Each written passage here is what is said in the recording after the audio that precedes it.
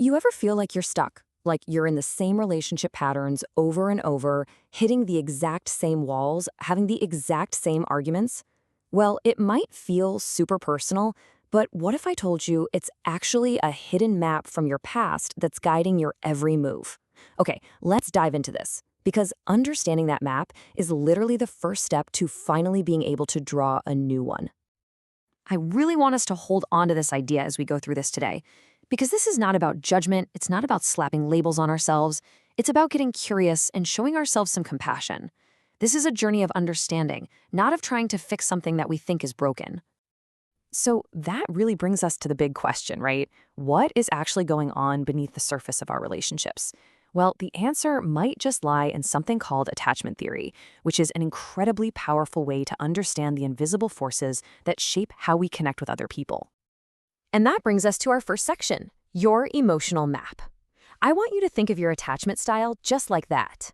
It's a map that was drawn for you in your earliest childhood based on how your needs were met. And you've been using that same map to navigate all of your relationships ever since, a lot of the time without even realizing it's in your hands. So what is an attachment style, really? Well, it's basically a collection of patterns, how you think, how you feel, and how you act when you get close to someone. Now, here's the key thing to remember. It's not who you are, it's how you've learned to relate. And just understanding that difference is the key to navigating your connections in a much more conscious way. Okay, so this table gives us a really nice at-a-glance look at the four main attachment styles: secure, anxious, avoidant, and fearful avoidant. Now, most of us tend to lean primarily toward one of these. And as you can see, each one comes with its own core belief about the world and some key behaviors. Just take a quick look. Which one kind of resonates with you right off the bat?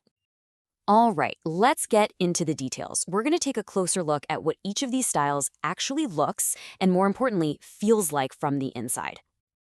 First up, we have the secure style. You can think of this as our baseline for a healthy connection. It is not about being perfect, not at all. It's about feeling fundamentally safe in a relationship. You know you can be close to someone without completely losing yourself, and you can trust that that connection is going to be there even when you're apart.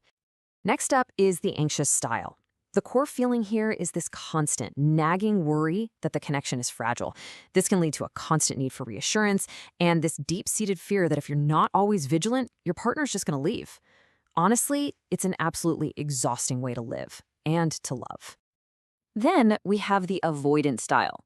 For someone with an avoidant style, real intimacy can feel, well, threatening. It feels like a loss of their independence, so they often make self-sufficiency a huge priority as a way to protect themselves. The motto is basically, I don't need anyone, because needing someone in the past probably led to a lot of pain. And finally, there's the fearful avoidance style, which you might also hear called disorganized. This one is the most complex. It's this really painful contradiction.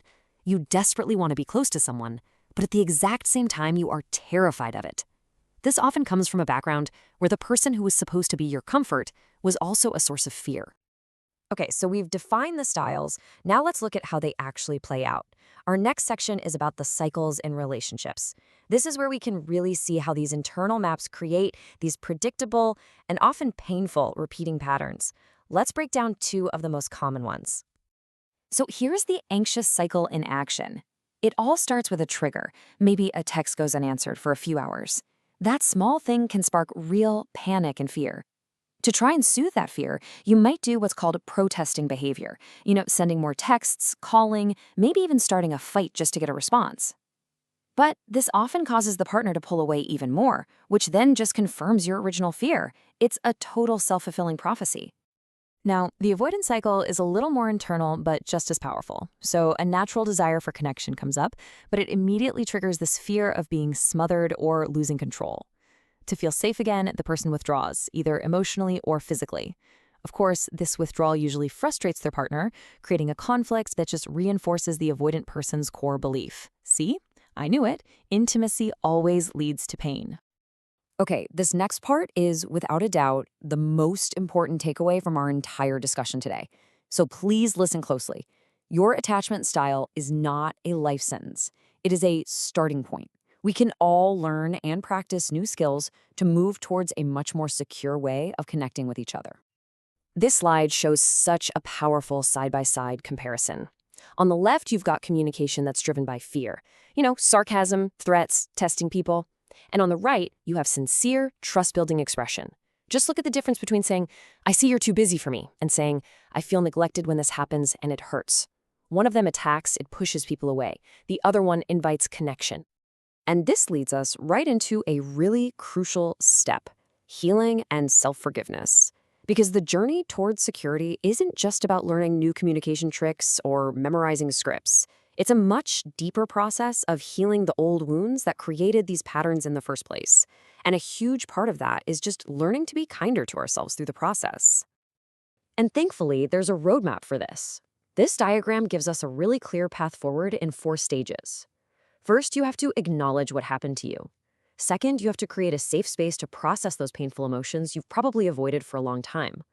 Third, you actively work to reframe the negative beliefs you formed about yourself. And finally, you build new, healthier patterns through practice. It's a totally manageable step-by-step journey. Let this quote really sink in for a minute. Your style is not a flaw. It's not a verdict on your worth as a person.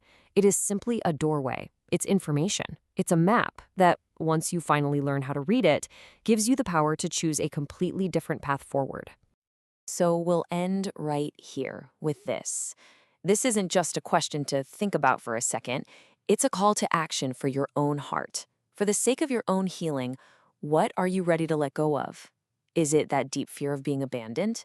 Is it the belief that you don't really need anyone? Or maybe it's the old story that you're not worthy of a secure, loving connection. What are you truly ready to release?